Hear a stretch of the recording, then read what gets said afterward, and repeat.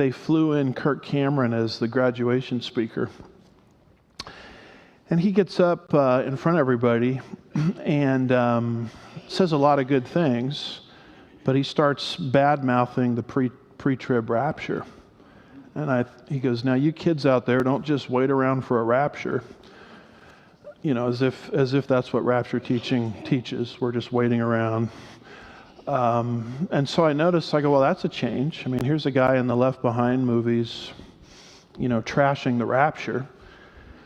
And I'm thinking, is he going to give back all the money he made in the Left Behind movies now that he's not left behind theology anymore? And then I just started to notice things that would pop up on my social media. He started to move into replacement theology.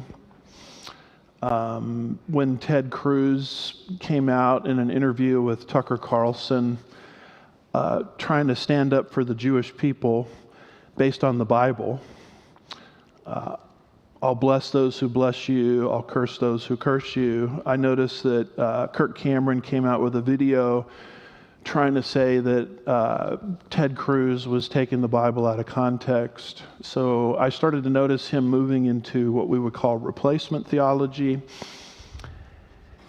And then another video I saw of him recently where he was trying to argue that the beast of Revelation 13 is not a future Antichrist. The beast is Nero. And so that caught my attention because that was my master's thesis. I was trying to argue against that position, that the beast is Nero. I was saying the beast is not Nero at the end of the first century, AD 64 roughly. The beast is a future Antichrist. And I thought that my master's thesis would just go into the library and collect dust and no one would care about it. And then all of a sudden, here's Kirk Cameron in the popular world arguing for the very thing that I was trying to refute in that master's thesis.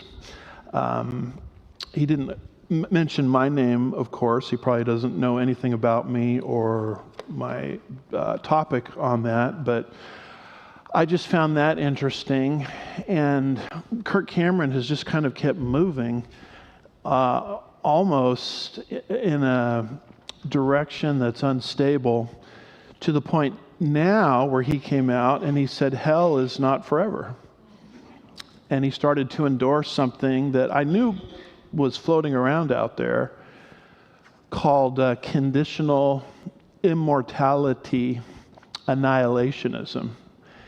All of a sudden he started to articulate that, and I said, well, that's not good, because now we're not just dealing with prophetic type issues that good people can agree to disagree on, I guess. But now he's moving into the point where he doesn't think hell is forever. And I think now what he's done is he's pushed the envelope so far that he's moving into something that I don't think is even Orthodox Christianity. So that's why I wanted to do this series on annihilationism versus eternal torment, because we're living in a time period where now influencers, you know, people that people pay attention to because of their popularity, are now moving what we would call the Overton window. If you know what the Overton window is, it's kind of a figure of speech of concepts or thoughts that are considered acceptable and open for discussion. That's what the Overton window is.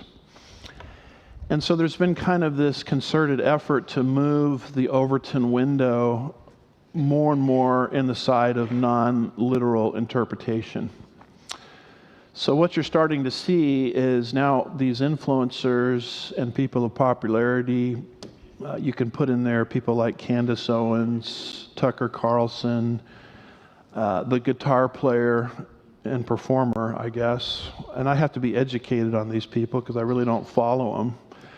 But there's a guy named John Rich who's saying now that the pre-trib rapture is a Illuminati conspiracy.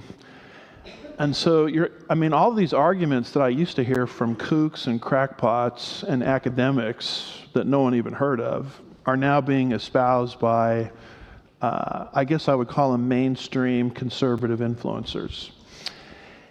And people think, well, I mean, Kirk Cameron is on TV, so he must be right.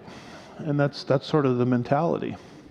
So the latest thing that he's moved into is now he wants to open up a discussion related to annihilation versus eternal torment. So as we look at this subject of annihilation versus eternal torment, here's an outline that we're going to follow.